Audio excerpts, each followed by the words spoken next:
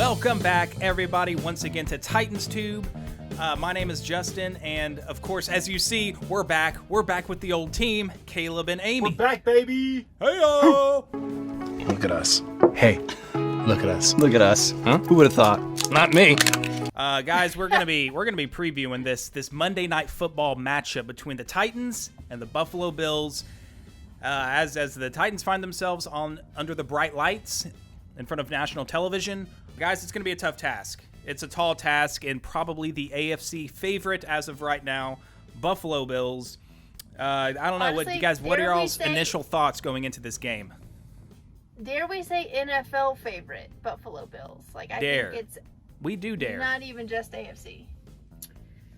Yeah. I mean, the Bills are showing us something, but we did beat the Bills last season in prime time, so... Yeah, that was that weird COVID up for us. That weird COVID game. Looking back on that, how did we do that? We won 42-16, and that Buffalo team went on to go 13-3 in the regular season. So I don't know. It's going to be tough. I mean, I can't be kidding myself and thinking the Titans are just going to take care of business here. But Titans are going to have to bring their A game. That is for sure. Some weird Titans notes that have come out this week. Ty Sambrailo said goodbye to the team, so we don't have our backup left tackle anymore. He went on to retire out of nowhere. So maybe we'll see some Dylan Radence. It's possible. This O-line, guys, has been oft injured, in and out of the lineup. Roger Saffold exits the game every single week. Taylor Lewan's been hurt this year. Ben Jones has gotten dinged up, so... I mean, we could be seeing some Dylan Radence sooner rather than later. But also, how about a welcome back to Avery Williamson? What do you guys think about this? Rashaan Evans, the old 54 coming back to replace the new 54, taking back his number. I guess, Evans was not getting it done, guys, and that's sad since he was a first-round draft pick in 2018. Yeah, that was surprising. I mean, we drafted Rashaan to replace Avery, and now we're signing Avery to help out Rashaan because Rashaan needs some help. It's a full circle moment. Yeah, it is. Welcome back, Avery. Make some plays on Monday, bro. Yeah, it's kind of sad that we have the new replacement helping out. The old replacement helping out the new replacement. I don't know. I'm messing that up, but you guys get it. Rashaan was supposed to replace Avery, and now it's vice versa. Yes. Anyway, but these Titans, we're getting healthier. Maybe we're getting Julio Jones practicing again. That's huge. Bud Dupree I just saw is also practicing today, so that's going to be big. Amani Hooker, strong safety, returning back from IR. So we're going to need some all the help we can get here. So let's start it off, Caleb and Amy. Let's break down what this Titans has to do throwing the ball. And how they match up against this Buffalo Bills secondary, because I think that's going to be a key in this game. Tannehill is going to have to air it out. We're going to have to try some deep shots with A.J. Brown and Julio to kind of keep our offense balanced, because I bet they come in loading the box with that stout front seven and possibly could shut down Derrick Henry. So Tannehill's going to have to be ready to get it done through the air. What do you guys think? I mean, really hoping, fingers crossed, that we get Julio Jones back. And we have A.J. Brown, so it was really surprising watching us. I mean, I hate to bring it up, but watching us against the Jets without Julio and without A.J., we looked so lost. It was running was literally our only option, and so true. I'm glad that we are in a better situation now than we were 2 weeks ago in terms of our passing game and our receiver options. So that makes me feel a little bit better, but still, we're going to have to be on it. Tannehill's going to have to be on it. Julio, AJ, Chester Rogers, they're all going to have to be on it. And I said this in the picks video. I really feel good about Tannehill. No, he's not this big superstar, take any team he gets onto the Super Bowl type quarterback, but he just feels really solid, really steady. Just kind of like a really grounding presence to build the team around. And I feel really good about him. I feel good about having him behind center. And so I think if he's playing at the top of his game, and he's really feeling in sync with all of his receivers, that I think it could work out, because we've got some really good talent on the offensive side of the ball besides just Derrick Henry.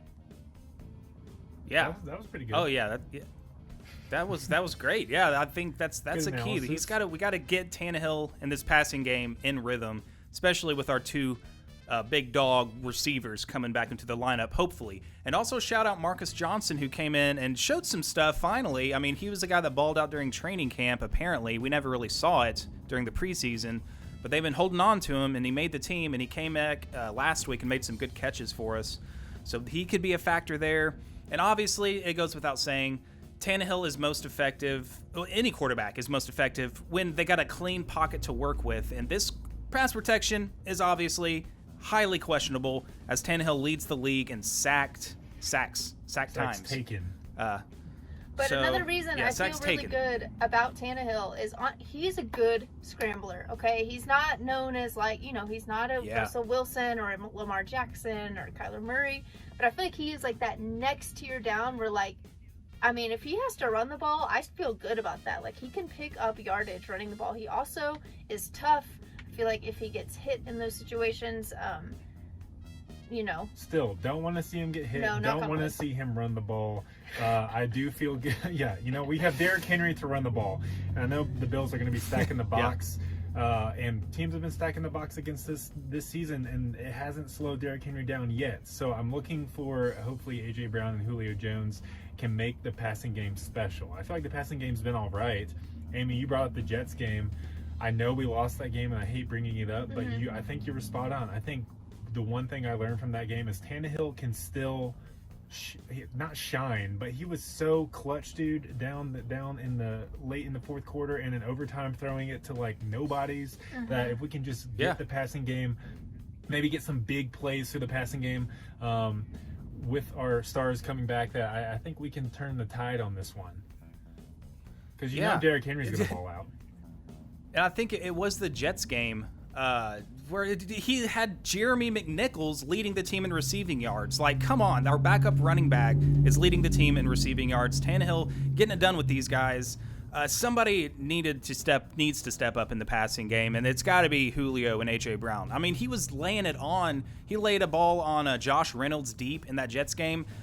Perfect pass, and Josh Reynolds could not come down with it. And at the very end of overtime, he put in a laser to Anthony Ferkser. Oh my God, that was going to be the game winner in overtime, and Ferkser could not hold on.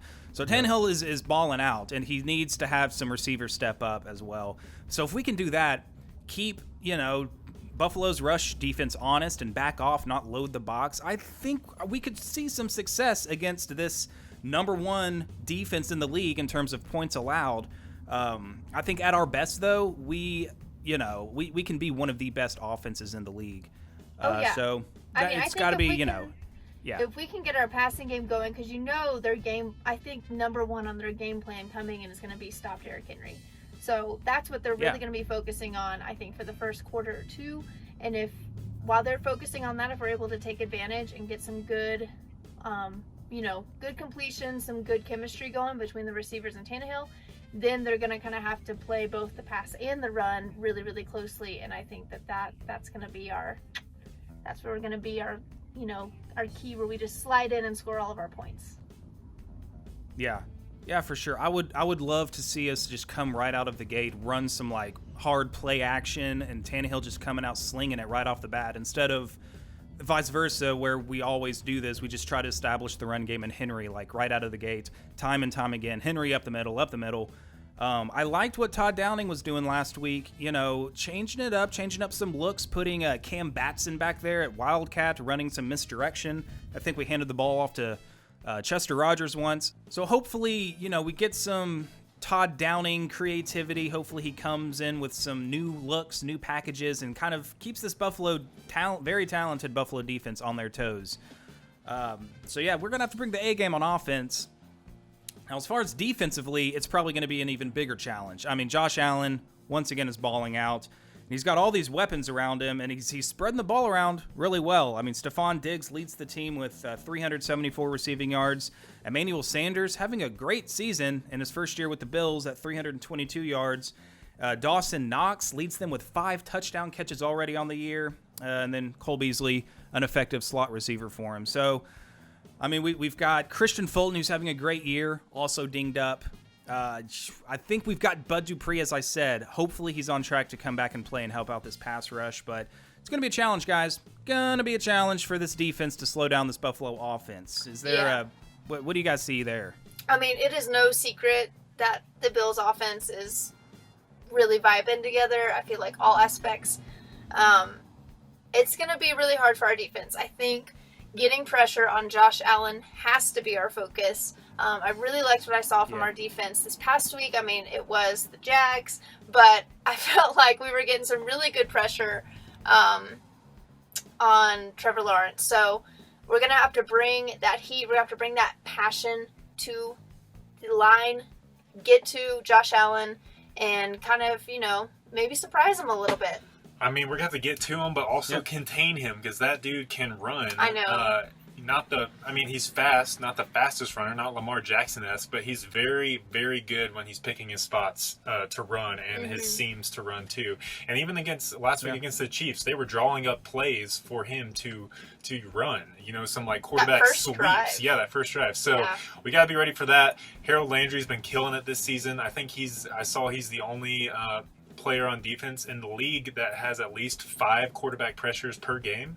Has had at least so far in the first 5 games of the season. So I love what I'm seeing from Harold Landry, but we have to get smart pressure on Josh Allen. We can't be getting out of our gaps and losing containment on him, because he can tear us up with his legs too.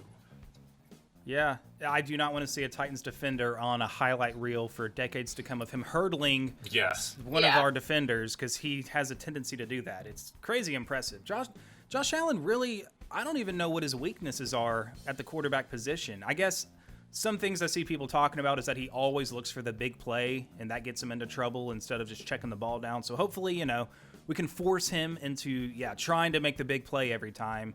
Hopefully the secondary can hold up, because we have given up a lot of big plays through the air and on the ground for that. I guess, and I hope his weakness is just like lack of experience. Like I don't know. That's really all I could think of when you said his. Yeah. I mean, Patrick Mahomes kind of does the same thing, but he makes it happen. He just constantly looks for the big home run a lot of the time. Yeah, I honestly say we could play into how the Bills game planned against the Chiefs, and where we actually don't bring a whole lot of pressure against Josh Allen, and just kind of like sit back in coverage and just try to make him like impatient with those big plays. That might be the case here, and then just let our front 4 and Harold Landry try and generate enough pressure on their own. It worked for the Bills against the Chiefs. Yeah, we saw Patrick Mahomes, get out of his comfort zone and throw some picks, make some stupid plays. So maybe we can do that against the Bills, but it's going to be a challenge for the D all around. Yeah. Yeah, I like it. I like it for sure. Hopefully we make him look stupid and unintelligent, like you said. I like that. Okay, well, I have this question. What do you all think? Bring it. Which do you think we need to focus on more? What our offense is going to be doing, or what our defense is going to be doing? What about special teams? That's not part of the question. Good call, though. Hey, Brett Kern is on COVID now. He gets COVID like every year now. What's going on with Brett Kern and COVID? He got it last year, too. I don't know. Why can't Cole Beasley get COVID? Yeah, really. Okay. Okay. But Amy, to answer your I'm just question, kidding. I would never wish COVID on anyone. Don't cancel me. It's true. Yeah, it's too late for that. Too late for Damn it. I've already been canceled. I got kicked off the Titans, too. I'm kind of leaning towards it's more important for our offense to be effective, because I have this feeling Buffalo's going to be able to move the ball and score. I don't think you can contain them for that long. I think it's going to be more of a matter of, can our offense kind of keep pace with Buffalo, convert red zone possessions into touchdowns, don't settle for field goals. So I think, I think the key is more going to be for our offense, to keep pace. I agree. What are you thinking? I agree. I think you said it, not settling for field goals. I think that's going to be the biggest thing for our offense to focus on, because we know we can move the ball, but it's, can we get 6, maybe 7 points instead of 3 every time we're moving the ball in a good direction. Yeah, for sure. I guess, as we move into our keys and predictions for the game, we kind of already did, so we can just kind of keep rolling with it. But that kind of is my key, and I said it when we were talking about the passing offense. Tannehill's going to have to, be the X factor instead of it always being like Derrick Henry. He's going to have to, I think, lead the charge through the air to keep balance on this offense to where, even if they are able to shut down Derrick Henry, the offense is still going to be able to move the ball and win the day at the end of it, so to speak. So that's my prediction. Deep shots. Let's go Julio. 80-yard touchdowns all day long. Let's get that done. What are y'all's keys to the game? Yeah, Justin, I think you're spot on.